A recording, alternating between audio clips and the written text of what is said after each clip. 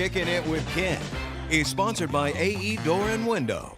I've been loving these shots all morning, Yeah, right? Yeah. it's having fun. It is. The Cincinnati Museum Center, they are celebrating the culinary arts in a big way. And they're taking a big bite into the life of Julia Child. Before there was Martha, before there was Rachel Ray, before there was all of these cooking shows. Yeah. Julia Child there, Kenny. She's the OG. She's the OG of it all. What's going on, buddy? The OG, and you're going to dive into her personal life as well. I've got Cody. Cody, everyone knows Cody Hefner, the museum. This opens tomorrow, right? This opens tomorrow. But you're going to give us a sneak peek, a little private tour with, I think it's 30,000 of my friends right now watching.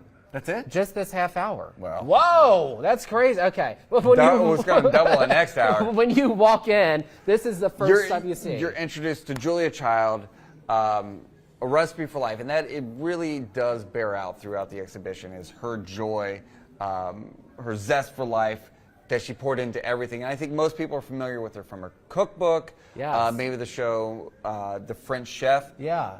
But they may not know that she was essentially a spy. A spy? Like for the government? Yeah, so the Office of Strategic Services Yeah. would eventually become the CIA. Wow. She was part of that organization What during did she World do War for II. 'em?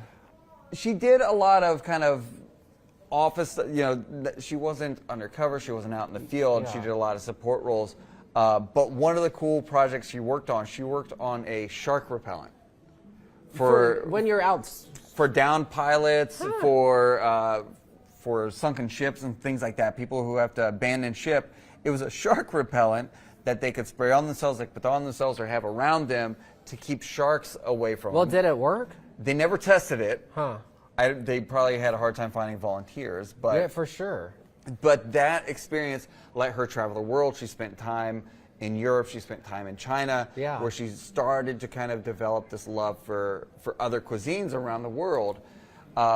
So beyond the Julia we know as a chef, as a TV personality, you have this kind of globe-trotting adventurer, someone who is consistently and just constantly Just curious. zesty. Yes. What? So you have these little pots throughout the whole thing. What are these?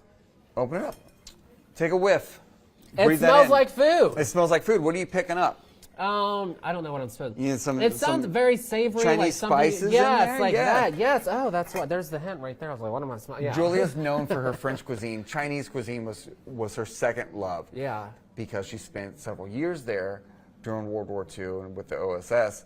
So throughout you have these dishes where you smell some of the foods that she cooked or some of the foods that had an influence on her life to make this kind of a 4D experience for people. The last 30 seconds. So when people come, you guys have little cooking demos. Not everyone's going to get to try that kind of thing. But what can the people expect when they're getting immersed in this baby?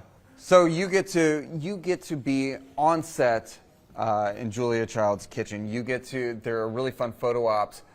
You get to plate and pair foods and match foods. That's fun. But in our Create Culinary Studio in the Rotunda, we are doing pop-up classes where we're going to cook some dishes from her cookbook, including this weekend where we're going to show people how to make a classic French omelet. I love it. Cody, we have so much more. Guys, she was a fascinating person. A spy, a cook, a TV personality. How did she do it all? I want to learn. I love cooking, but I can't make omelets. I always burn them, so I have to come to this.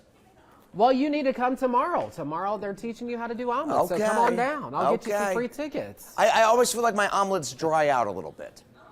Yeah, no, it's not good. So I